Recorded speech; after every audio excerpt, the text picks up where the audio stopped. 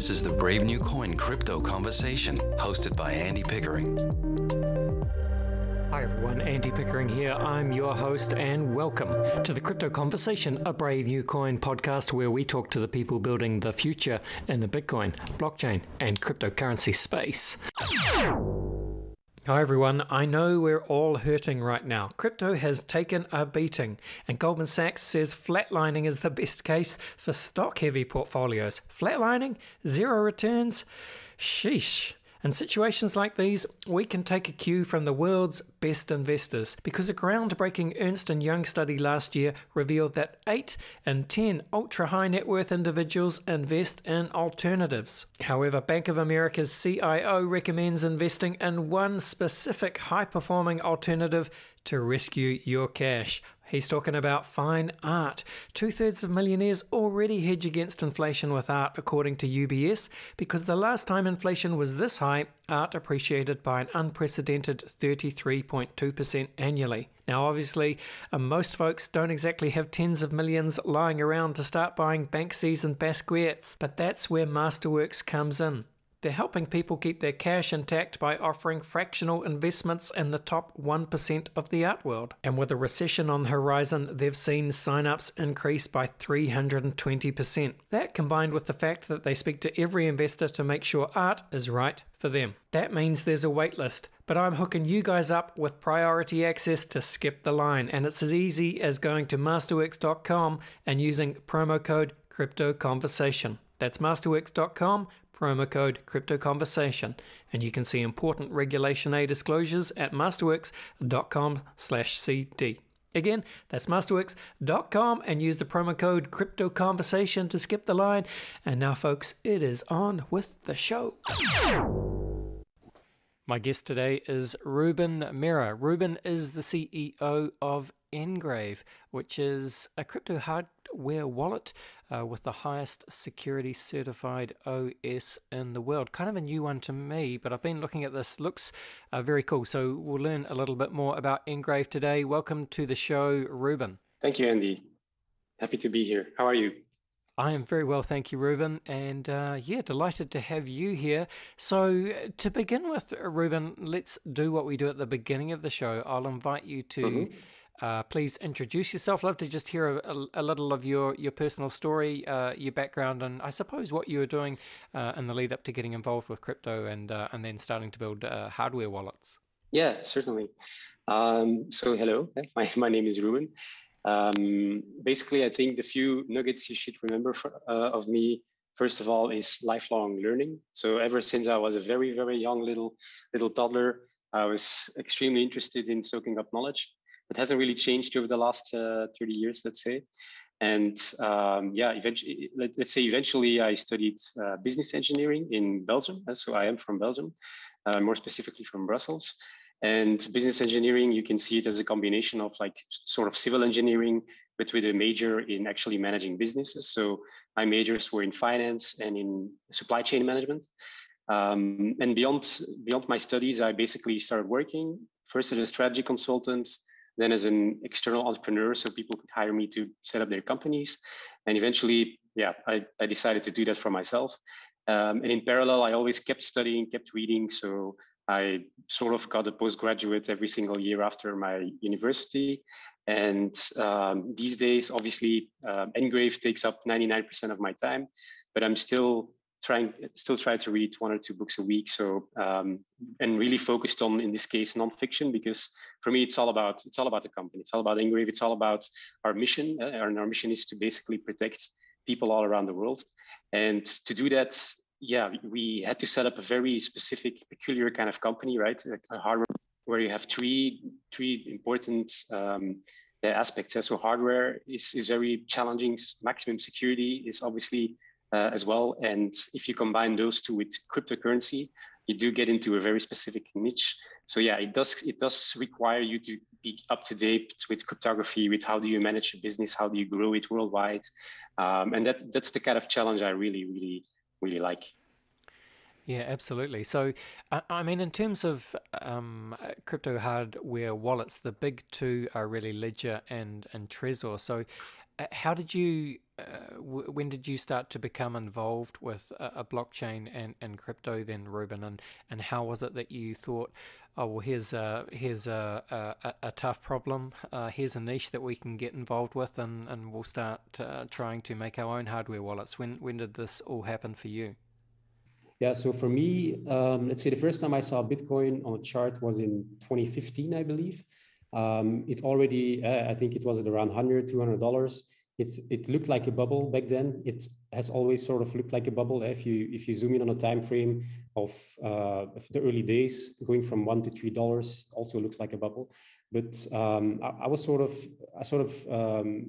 did a postgraduate in financial markets and was a little bit brainwashed by Warren Buffett's tenets of value investing. One was don't invest in bubbles. Hence, I sort of stayed out of the scene for a while. And second, don't invest in things you don't understand. And I didn't really bother yet to look at the technology itself until the moment that my co-founder, Edward, back in the day told me, like, Ruben, just look under the hood of this beautiful technology and tell me that you don't like it. So I did that, and that's where I realized that, the power this beautiful technology has. And just one quick example is, let's say a tsunami comes by, wipes away all the land in a developing country. A dictator stands up and has a centralized database, a single point of truth. People can't protect themselves from that if they just have a piece of paper of a notary that basically is washed away. So the moment you have blockchain, everybody can actually show that they have the same version of the truth, and it's different from the one of the dictator. And for me, that's the moment where everything changes, and you can apply that principle on almost everything. So this is really a game changer. And for me, that's the moment I said, all right, I'm already investing in the stock market. Let's shift to crypto so I can take the time to better understand it. And yeah, then you sort of get involved into the space and you see all of these security issues, right? People losing their keys all the time, people getting hacked. And then I think the biggest example I have of our personal story is from Xavier, my co-founder. So in 2016, he did a ICO. In 2017, his project was hacked for 44,000 Ethereum. So a huge amount. And that's at that point sort of almost killed the company. But what Xavier did with a few other people was they figured out what happened. And so they figured out the hack, and they literally drained all the other projects around the world, about 500 of them, by issuing that same hack. And so they were able to secure and then give back about $208 million. And for us, that was just that second light bulb that went on that literally screamed that security was just absolutely not where it should be. And by 2018, we had been challenging ourselves a bit with that question of, let's say that we have to put all our crypto in one place and we are able to sleep at night, where would we actually be putting it? And we couldn't find an answer to that question. So around April 2018, we decided to build it ourselves. And it really aligned super well with our own personal whys. So we all three of us had that idea of how we want to create, innovate, always strive higher in our own personal development, but all with the goal of having a positive impact on the world. And so we aligned very well on, let's say, a big, hairy, audacious goal that we set for ourselves, which was, let's protect 500 million people with our technology by, let's say, 2032, is what we say today. And that sort of got us going. Of course, there were indeed existing hardware wallets, but we saw so many holes that it just didn't make sense to not build a new solution.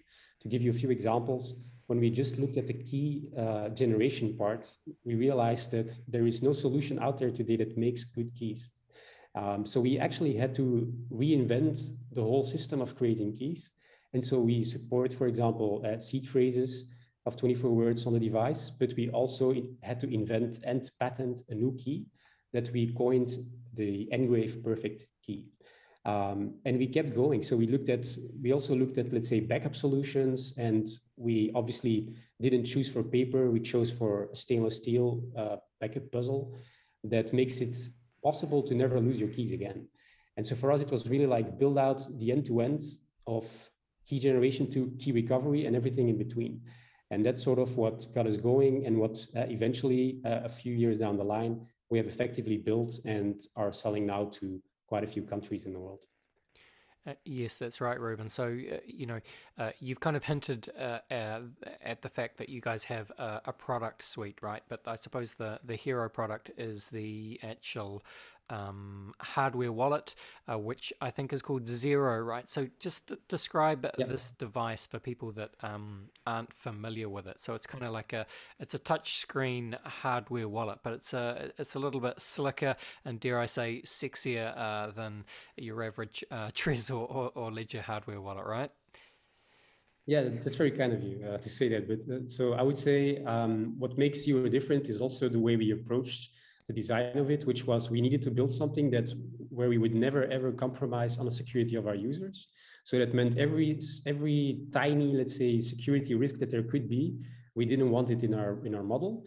And second, we wanted to build something that was actually 21st century, right? You could swipe through your crypto, you could tap through your crypto, yes. Basically how we all use our phones today. And that meant that we had to step away from the existing format of hardware wallets. And so Zero became, and today is, a touchscreen hardware wallet. So it's a 4-inch touchscreen, edge to edge, high quality. So for the user, everything is tapping, swiping. It's very simple. It's like the intuitiveness that's important. But in the back end of the device, so to say, you basically are looking at almost a rocket, right? We've built something for maximum security from scratch. So every little decision on the board, electronic circuitry board, on even on the firmware, we build it all from scratch to make it that ultimate security device. That at the same time is beautiful for the end user. And on the security side, it's important to know that existing hardware wallets typically rely on just one little thing. It's called a secure element, in which which creates your keys and also which keeps your keys safe. So other hardware wallets pride themselves in saying we are not breakable simply because of this off-the-shelf chip that we put inside a device. In our case, Zero is a real fortress. So you have all these different layers of anti-tampering that we put in place. And then at the deepest level of the fortress, you have that secure element. And on top of it all, you have a secure operating system that sort of handles every single security-related functionality. And it's that operating system that is EAL7 certified. So there are 7 levels of security in the world. Let's say that your passport, your credit cards have EAL5. The chips you can buy for secure elements are also EAL5. And we actually are the only financial product in the world with that EAL7 security level on the overarching operating system. So on the whole actual thing that make sure that you are safe. So that's a game changer, especially, let's say, towards the future where everything will become, or let's say where a lot will be powered by blockchain technology. And also Zero itself is offline, right? So it's fully air-gapped, meaning if we wouldn't do that and a hacker can try to make connection to the device, then they can attack you. So our first principle was offline. So hackers, remote hackers, can simply not even try to attack you. So Zero has no, let's say, NFC, 4G, Wi-Fi, Bluetooth kind of connections, or USB to sign transactions and so on. We basically use QR codes, which again are one of the most intuitive, adopted, convenient, easy ways to actually, for people today, because they already use it with their mobile phones. Yeah, got it. And look, we'll come back to that, Ruben. And again, I'm not, don't want to criticize the likes of Trezor or Ledger. They do make high quality, secure hardware wallets, I suppose. There's no problem there. But, they are, they feel really flimsy and a little bit hard to use. They're quite intimidating for new users. And, I guess, Ruben, this also speaks to, crypto's UX problem. Why aren't people making these kind of bigger, slicker, more like touchscreen, easy to use devices that are a bit more user friendly? It looks like you guys are doing this. I'm sure maybe Ledger and Trezor, I'd be surprised if they weren't working on it, but it surprises me that they haven't been able to release anything like this to date. But yeah, what are your feelings on that, and why did you choose to go down this particular route to kind of make this bigger touchscreen device? Yeah, so first of all, I highly respect Ledger and Trezor. I mean, they've done an amazing job in bringing that kind of security or that better security to the market, and that's crucial, right? And that's the first step that needs to be taken. So I think that's amazing. When we looked at it in the last 4 years, we had a lot of, let's say, interactions with users. Co-creation is one of our main pillars to build products, and that's also where we got the whole form factor from, right? So we literally asked customers or let's say test users at every single point in time if a decision we were making, if it made sense for them, or we sourced it out of their heads, so to say. So for example, why did we choose a fingerprint sensor and not a facial recognition at this point? It's simply because our customers told us we don't like to be watched by our security device. Even though it's an offline feature, we rather trust in a two-factor authentication where you have your PIN code and your biometrics being your fingerprint. The same thing with the screen. It could be a bigger device, it could be a smaller device, but this is what came out of our interactions with users. So form factor is something that obviously the user needs to help with. But yeah, I mean, if we look indeed at some other devices, more like, let's say, the USB flash drive versions, yeah, you have to work your way through your wallet and through everything you do with your digital assets with a few buttons, and it really feels like it's another century, right? So for us, we just decided to take a bit of a leapfrog on that and just innovated on every single aspect we could find. So we built a better key. We made sure that the security is even higher. We made sure that there's actually a backup that is no longer paper, because if I would say for us, what was really surprising is that security products like that are in the market and are literally giving their customers as a backup a piece of paper, and then a piece of paper that didn't undergo any kind of incremental innovation. For example, you can make a piece of paper water spill proof. You can make it unshreddable. Those are, let's say, technologies that exist. For us, it was so mind-blowing that nobody was doing that, and even not, let's say, the biggest players today in the market. So with us, if you don't get the graphene, which is our backup solution made of stainless steel, you always have a piece of paper that is water spill proof, that is unshreddable, because for us, that is the bare minimum. And yeah, once we sort of went through the end-to-end user journey, we realized that so many stones on that journey hadn't been turned around, and we found security issues, we found usability challenges. And so we just decided to build the real, well, in our view, it would be the perfect product, right, for all of these use cases. And to come back to your question on why hasn't anybody else built this yet? So there are a few touchscreen wallets.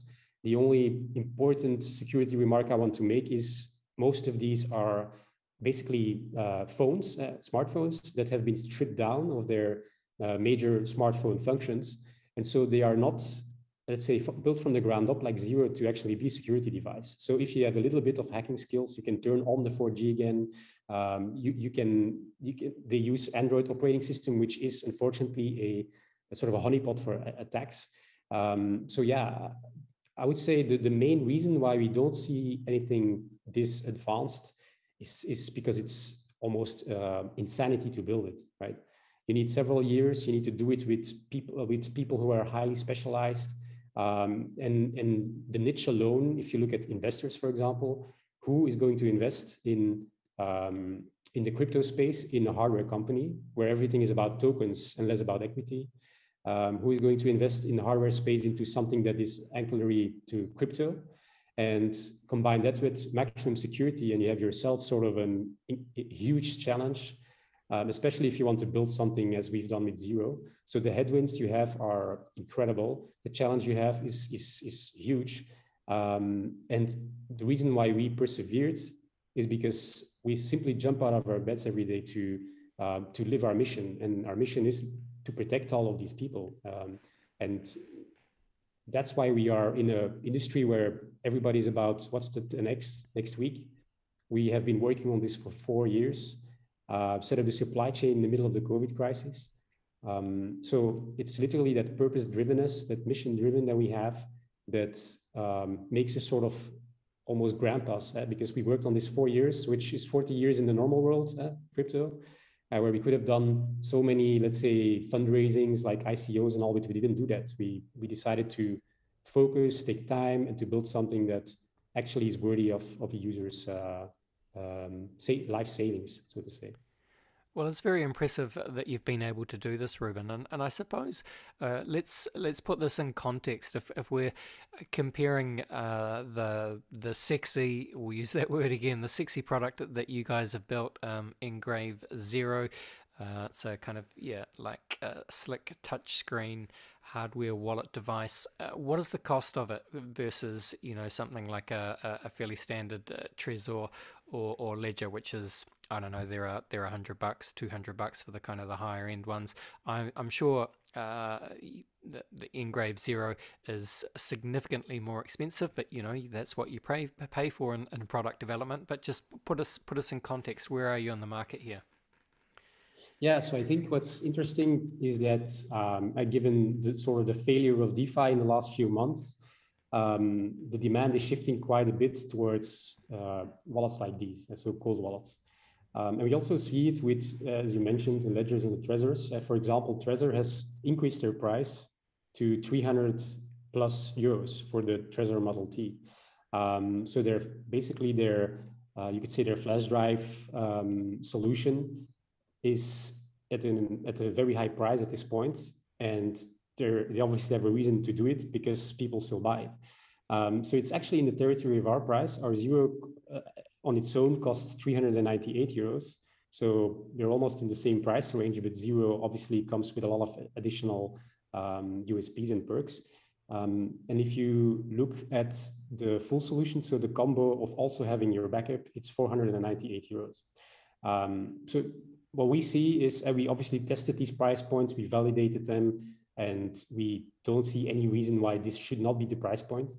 And also for users, if you think about it, then you have several thousands, if not more, 10,000 or more dollars in crypto. Then the price you pay to have better security, never lose your keys again, making sure that you actually use this device on a daily basis because it's so easy to use, then what is $100, right? Or what is $200? And I think also an interesting comparison could be, let's say you buy a bike tomorrow and you buy a lock. If your bike is, let's say, $500, then your lock can easily be $50. If it's $1,000, your lock can easily be $1,000. So meaning that 10% of what you're trying to protect, or with a normal vault, right, in your house, makes a lot of sense. So if we have a customer with $5,000 and he wants to keep his crypto safe, the investment already makes sense. And many, many people have much more than just $5,000 in their account. Yes, indeed, they do. Well, talk to us then, Ruben, about, I suppose, the different kinds of assets that are supported by NGRAVE, because I know there's a lot of different assets, different blockchains, and NFTs as well, right? Yeah, certainly. I think you have to see Zero, it's a hardware product, right? You have to see it a bit as a Tesla car. It can be updated continuously. So your initial Tesla becomes a better car every single once in a while when you do a firmware update. It's the exact same thing with Zero. So when we started out, it had coin support for specific coins. Now we are in, I think, version 1.3 that's going to be released, and coin support is continuously being added. So I would say if you look at the exchanges and the top traded volumes, in the top 13, I think we have 12 out of the 13 coins already on the device. We basically support everything at ERC20, which is for most people already enough. You have Bitcoin, you have Zcash, you have Solana, Elrond. So you also have very particular chains already. And on the NFT side, today we support let's say the ETH-based NFTs. And on the roadmap, we still have many of the top coins that people want in their wallets for this year. So I think it's safe to say that by mid of 2023, it will be quite hard to find a coin that is not yet supported by Zero. And we were updating this on a regular basis. Almost every, let's say, 2 months, there is a significant update on the support side. And NFTs as well. How does that work? Yeah, I mean, if you would look like, let's assume, and this may be an extreme example, but if you have a Bored Ape Yacht Club NFT, which is obviously quite valuable today, most of these users keep it on Metamask or anything similar, and keeping something like that in a hot wallet is like the last thing you want to do. It's not safe, and there's only so much you can do with keeping a piece of art, so to say, to safe. So also there, it needs to be offline, and Engrave supports that. So any kind of NFT that's based on ETH today is supported. Solana is following soon. Not sure if you want to know anything more specific on this. Well, I guess, Ruben, like one of the reasons, like people, a lot of NFT traders and collectors, I think, you're right in thinking probably that a lot of them are a little bit lazy and lax, and they just have NFTs sitting around in MetaMask. But NFT users and I suppose DeFi users are the same, in that they're quite, they're active Web3 users. And so, for example, with NFTs, people they're trying to get onto various whitelists or sign various transactions based on the NFTs that they have in a particular MetaMask account, and they need to be easily able to sign those transactions. Sometimes there's a few more steps involved with a hardware wallet. It just makes it a little bit harder, if you know what I mean. Yeah, good points. And I think what's interesting here is we actually work together with MetaMask to build a QR code standard for the entire crypto industry. And we will be releasing this first integration with big hot wallets in the next few weeks. So that means that you can actually create everything that's on your MetaMask. You can create it on your Zero. So basically the private keys will be much more qualitative. They will be offline. You will have the assurance that nobody can actually try to steal anything from you because your MetaMask isn't as secure. But you can still use all the features of MetaMask, right? So you can literally do a swap, but you sign it offline with your Zero, and MetaMask is your, let's say, your intermediary platform that asks you to sign transactions and asks you to sign anything related to DeFi or NFT use cases. And the beauty about Zero is what we realized with users of existing hardware wallets, it's really also in the details. If you have to connect your hardware wallet with a USB to your computer, that's a hassle. They don't want to take out the USB cable, one, and two, the experience is inherently online, which doesn't give a lot of peace of mind. With Zero, the beauty about it is it's sort of a temperature agnostic wallet. It's fast. Scanning a QR code is something that you can do in a matter of seconds. And you just have it on and off button on the device. So the on button, the device goes on. You can tap on scan to see which transaction you need to sign, and that's it. So it's that fast, it's that simple, and it means that people actually will suddenly start using their hardware wallets more in a day-to-day basis, because they will enjoy the security, but also the speed and the convenience of interacting with the online world. Regardless of it being, let's say, doing a Bitcoin to Ethereum swap or anything on the NFT side. I like it, and I love that term. It's a temperature agnostic wallet. Very nice, Ruben.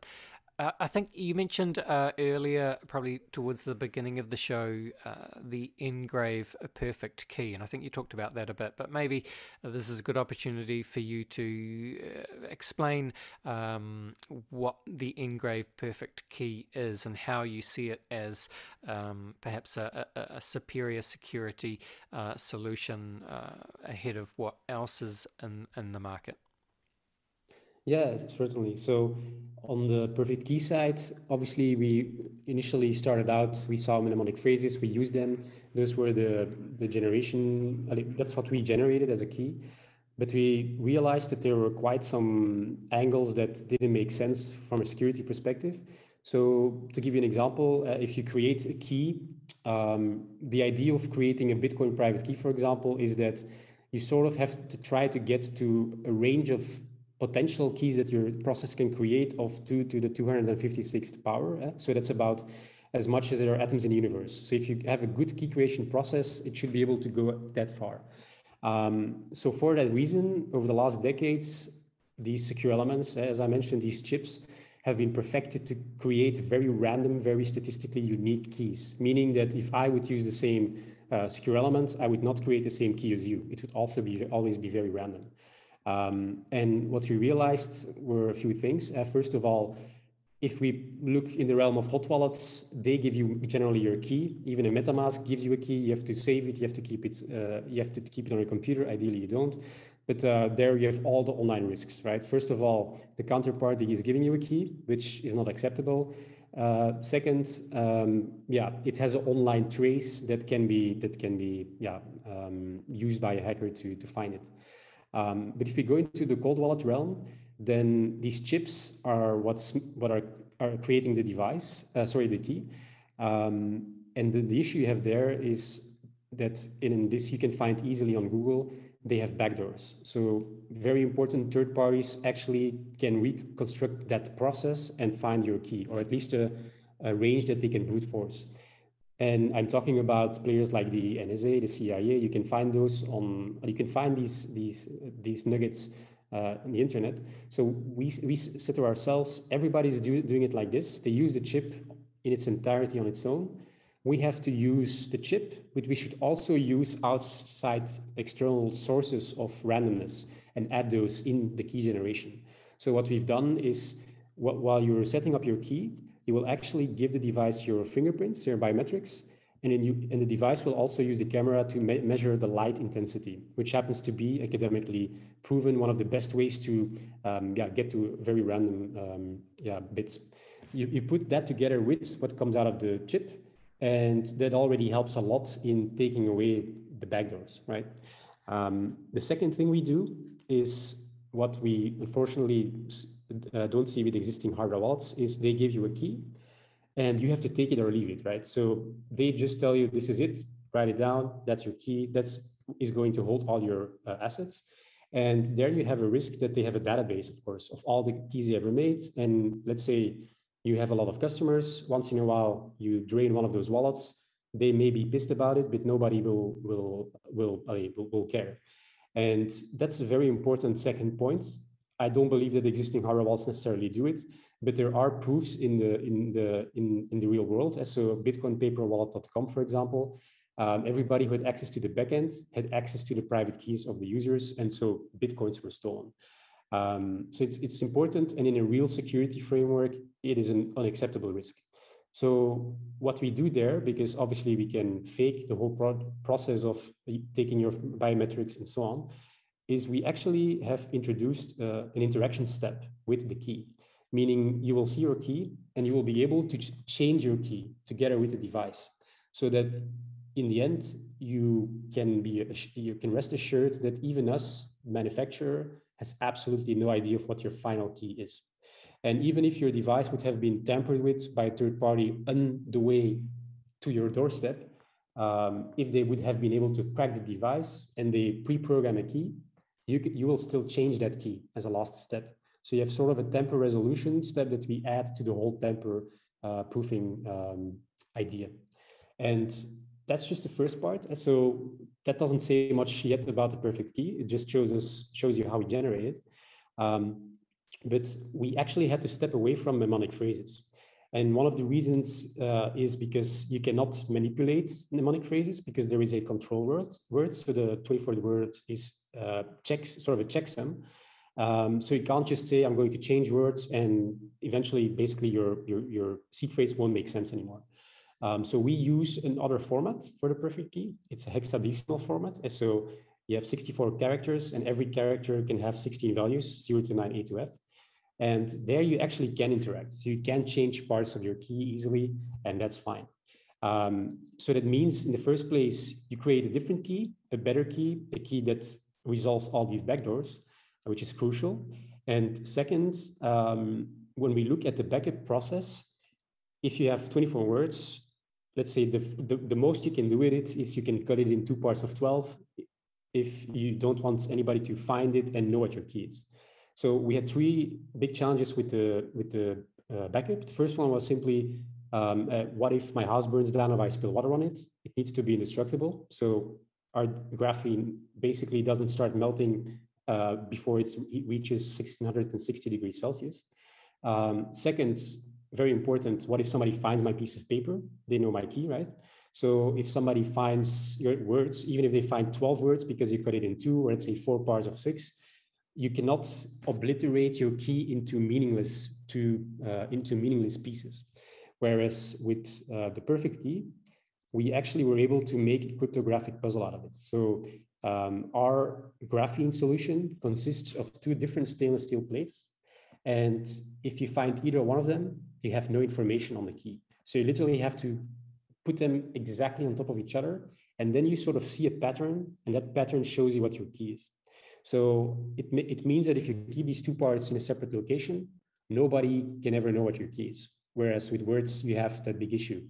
And third, it also allows us to make it possible to recover your full backup if you would lose it, which again, if we would be able to recover your 24 words, we would know what your key is. So we have made graphene in that sense indestructible or quasi-indestructible, encrypted and recoverable, which are all extremely significant innovations compared to the status quo.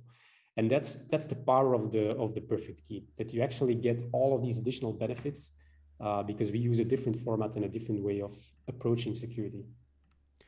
Got it. Thank you for that in-depth explanation there, Ruben. And of course, all this info is on the website, listeners, if you were following along there or want to learn more.